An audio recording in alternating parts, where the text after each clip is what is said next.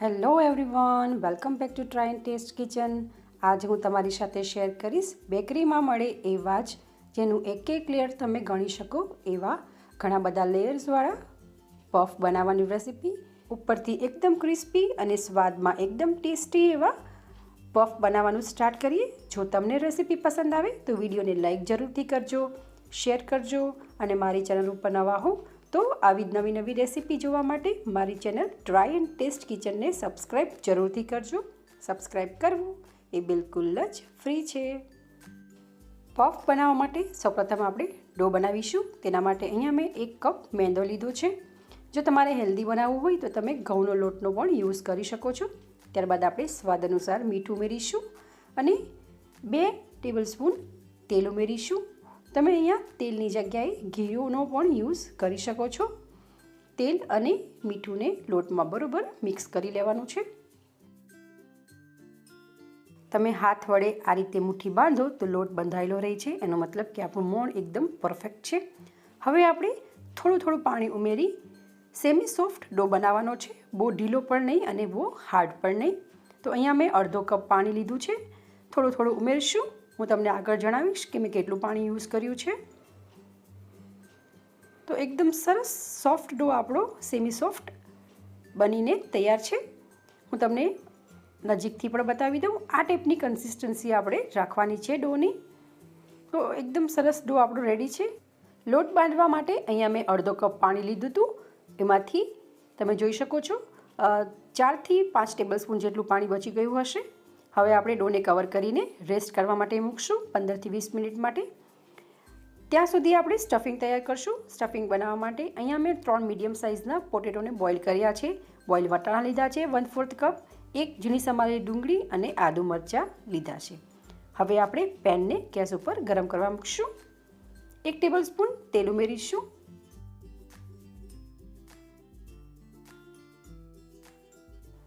તેલ ગરમ થઈ જાય ત્યારબાદ આપણે 1/4 ટેબલસ્પૂન જીરું ઉમેરીશું અને 1/4 ટેબલસ્પૂન જેટલું હિંગ ઉમેરીશું. ત્યારબાદ આપણે ઝીણા સમારેલા લીલા મરચાં 1 લીધું છે, એને આપણે ઉમેરીશું. તમે જેટલું સ્પાઇસી ખાતા હો એના બેઝ ઉપર મરચું તમે ઓછું વધતું કરી શકો છો. અને અડધો ઇંચ આદુના ટુકડાને આપણે ખમણીથી આ રીતે ખમણી લઈશું. તમે પેસ્ટ એડ કરવી હોય તો તમે પેસ્ટ પણ એડ કરી શકો છો. આદુ મરચાંને સોતે કરી લઈશું તેલમાં. સોતે થઈ જાય ત્યારબાદ આપણે ઝીણી સમારેલી ડુંગળી ઉમેરી ડુંગળીને પણ તેલમાં સાતળી લેશું. ડુંગળી સતળાઈ જાય ત્યારબાદ આપણે તેમાં 1/4 ટેબલસ્પૂન હળદર ઉમેરીશું. 1/4 ટેબલસ્પૂન લાલ મરચું ઉમેરીશું. તમે જેટલું તીખું ખાતા હો એના બેઝ ઉપર તમે પ્લસ માઇનસ કરી શકો છો. સ્વાદ અનુસાર મીઠું ઉમેરીશું અને મસાલાને મિક્સ કરી દઈશું બરાબર. મસાલા બરાબર મિક્સ થઈ જાય ત્યારબાદ આપણે બોઇલ પોટેટોને હાથ વડે આ રીતે મેશ કરી ઉમેરી દઈશું અને મસાલામાં એકદમ સારી રીતે મિક્સ કરી લઈશું.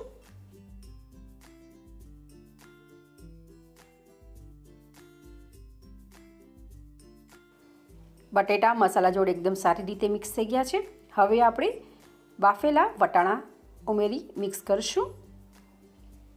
વટાણા મિક્સ થઈ જાય ત્યારબાદ આપણે મસાલા ઉમેરીશું. તેના માટે અહીંયા મેં થોડો 1/4 ટેબલસ્પૂન જેટલો કિચન કિંગ મસાલો યુઝ કર્યો છે અને 1/4 ટેબલસ્પૂન જેટલો ગરમ મસાલો યુઝ કર્યો છે. તમારી પાસે કિચન કિંગ મસાલા ના હોય તો તમે સ્કીપ કરી શકો છો. મસાલા બરાબર મિક્સ થઈ જાય આપણું સ્ટફિંગ એકદમ રેડી છે. હવે આપણે થોડો ટેંગી ટેસ્ટ માટે અડધું લીંબુ નીચવી લઈશું અને બરાબર મિક્સ કરી લઈશું. ફાઇનલી ઉપર ધાણા ભાજી સ્પ્રિંકલ કરી ગેસની ફ્લેમને બંધ કરશું. સ્ટફિંગને આપણે એક બાઉલમાં ટ્રાન્સફર કરી લઈશું અને ઠંડુ થવા માટે સાઈડમાં મૂકી દઈશું.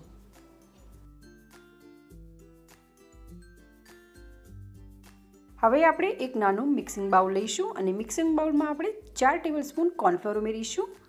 સાથે 4 ટેબલસ્પૂન પીગળેલું ઘી ઉમેરવાનું છે. તમારી પાસે કોર્નફ્લોર ના હોય તો તમે ચોખાનો લોટનો યુઝ પણ કરી શકો છો. ઘી અને કોર્નફ્લોરને એકદમ સારી રીતે મિક્સ કરી લઈશું. જો થોડું થીક લાગતું હોય તો વધુ તમે ઘી ઉમેરી શકો છો. એકદમ સારી રીતે ફેટી લેવાનું છે. તમે જોઈ શકો છો આ ટાઈપનું આપણું મિક્સર તૈયાર છે. હવે આપણે એને સાઈડમાં રાખશું. ત્યારબાદ આપણે ડોને ચેક કરી લઈશું.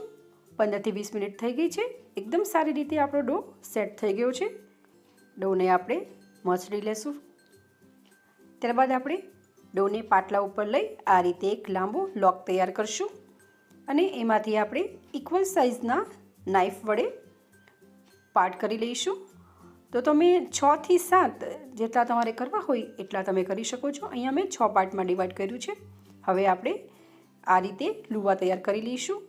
એક લુવો આપણે પાટલા ઉપર લઈ સૂકો લોટ સ્પ્રિંકલ કરશું અને એની આપણે રોટલી તૈયાર કરશું.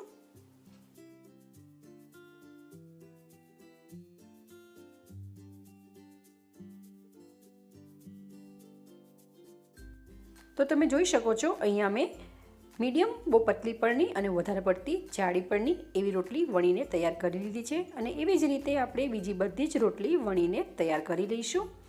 તો બધી જ રોટલી આપણી વણીને તૈયાર છે. હવે આપણે પાટલા ઉપર એક રોટલીને લઈશું. ત્યારબાદ આપણે તૈયાર કરેલું કોર્નફ્લોર અને ઘીનું મિશ્રણને રોટલી ઉપર લઈશું અને હાથ વડે સારી રીતે સ્પ્રેડ કરી દઈશું. જો તમને થોડું વધારે ઠીક લાગતું હોય તો ઘી ઉમેરી કન્સિસ્ટન્સી સેટ કરી લેવી. એકદમ સારી રીતે સ્પ્રેડ થઈ જાય ત્યારબાદ આપણે આ રોટલી ઉપર બીજી એક રોટલી પ્લેસ કરીશું અને લેયર તૈયાર કરીશું.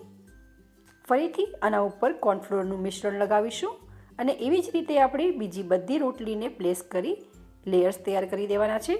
તો અહીંયા મેં બધા જ લેયર આ રીતે બનાવીને તૈયાર કરી લીધા છે. હવે આપણે રોલ વાળીશું. તો આ રીતે આપણે ઉપરથી રોલ વાળતા જઈશું.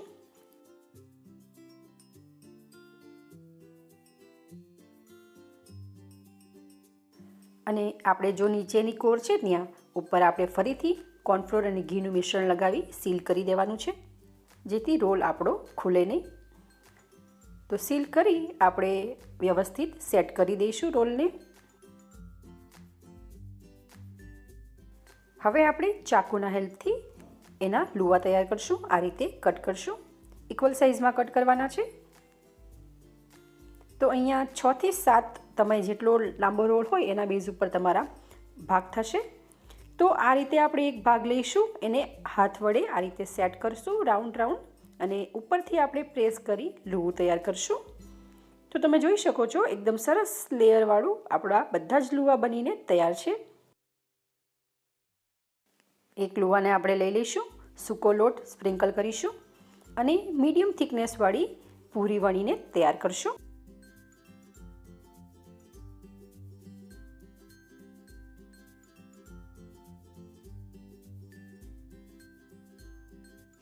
પૂરી વણાઈ જાય ત્યારબાદ આપણે ચાકુના હેલ્પથી આ રીતે સાઇડ્સને કટ કરી સ્ક્વેર શેપ આપી દઈશું. આજે આપણે પીસીસ કટ કર્યા છે એને ફેંકવા નહીં, એને તમે તળીને ખાશો તો ખૂબ જ સરસ લાગશે. તો તમે એને ફ્રાય કરી શકો છો. તો તમે જોઈ શકો છો આપણી સ્ક્વેર શેપની પૂરી તૈયાર છે.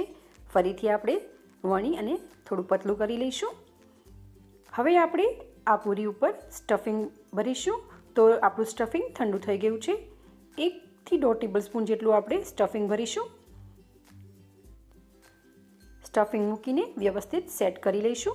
ત્યારબાદ આપણે જે ત્રિકોણ સાઈડ છે એના ઉપર પાણી લગાવી દઈશું જેથી એકદમ સારી રીતે આપણું પફ સીલ થઈ જાય. ઉપરની સાઈડને લઈને બીજી બાજુ આપણે સીલ કરી દઈશું. એકદમ સારી રીતે સીલ કરવાનું છે જેથી આપણે ફ્રાય કરતી વખતે ખુલે નહીં. આપણે આ પેસ્ટ્રીને ફ્રાય કરવાના છે. જો તમારે બેક કરવી હોય તો તમે કન્વેન્શનલ મોડમાં 180 ડિગ્રી સેલ્સિયસ ઉપર 15 થી 20 મિનિટ સુધી એને બેક પણ કરી શકો છો. સીલ થઈ જાય ત્યારબાદ આપણે ચાકુથી એની સાઈડને આપણે સેટ કરી લઈશું અને ફોકના હેલ્પથી ફરીથી આપણે આ રીતે પેટર્ન બનાવી લઈશું અને આમ કરવાથી પેસ્ટ્રી એકદમ સારી રીતે સીલ થઈ જશે. તો આપણી એકદમ સરસ બજારમાં મળે એવો પફ વણાઈને તૈયાર છે. એવી જ રીતે આપણે બીજા બધા જ પફ બનાવીને રેડી કરી દઈશું.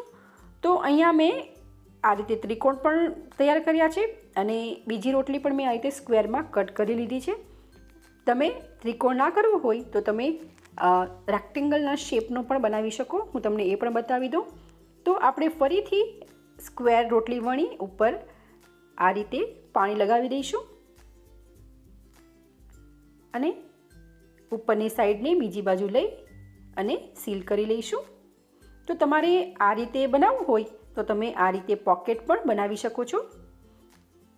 તો એવી જ રીતે મેં બધા જ પફ બનાવીને તૈયાર કરી લીધા છે. હવે આપણે પફને ફ્રાય કરી લઈશું. તેના માટે મેં તેલ ઓલરેડી ગેસ ઉપર ગરમ કરવા માટે મૂકી દીધું હતું. થોડો ડો એડ કરી ચેક કરી લઈશું. તેલ એકદમ પરફેક્ટ થઈ ગયું છે. હવે આપણે બનાવેલી પફ પેસ્ટ્રી તેલમાં એડ કરી દઈશું અને ફ્રાય કરી લઈશું. પફને આપણે લો ટુ મીડિયમ ફ્લેમ ઉપર જ ફ્રાય કરશું. જો વધારે પડતું હાઈ ફ્લેમ ઉપર ફ્રાય કરશું તો ઉપર બબલ્સ આવી જશે અને જો લો ફ્લેમ ઉપર ફ્રાય કરશું તો તેલ ચડી જશે. તો આ રીતે આપણે ઉપરથી પણ તેલ ઉમેરતા જઈશું અને તમે જોઈ શકો છો એકદમ સરસ આપણા લેયર્સ છૂટા પડી ગયા છે. તો એકદમ સારી રીતે આપણે બે બાજુથી સાઈડને ચેન્જ કરતાં ક્રિસ્પી થાય ત્યાં સુધી પફને ફ્રાય કરી લઈશું. આ એકદમ સરળ રીતથી એકદમ ક્રિસ્પી ઘરે જ પફ બનીને તૈયાર થાય છે. તો તમે પણ એકવાર આ રીતે ઘરે જરૂરથી ટ્રાય કરજો. તો એકદમ સરસ આપણા પફ ફ્રાય થઈને તૈયાર છે. એવી જ રીતે હું બીજા બધા જ પફ ફ્રાય કરી લઈશ. તો રેડી છે આપણા બેકરીમાં મળે એવા જ ઘણા બધા લેયર્સવાળા વેજીટેબલ્સ પફ બનીને. જો તમને આ રેસીપી પસંદ આવી હોય તો વિડીયોને લાઈક જરૂરથી કરજો, શેર કરજો અને મારી ચેનલ ઉપર નવા હો તો આવી જ નવી રેસીપી જોવા માટે મારી ચેનલને સબસ્ક્રાઈબ જરૂરથી કરજો. તો ચલો ફરી મળીશું એક આવી જ નવી રેસીપી સાથે. Thank you for watching.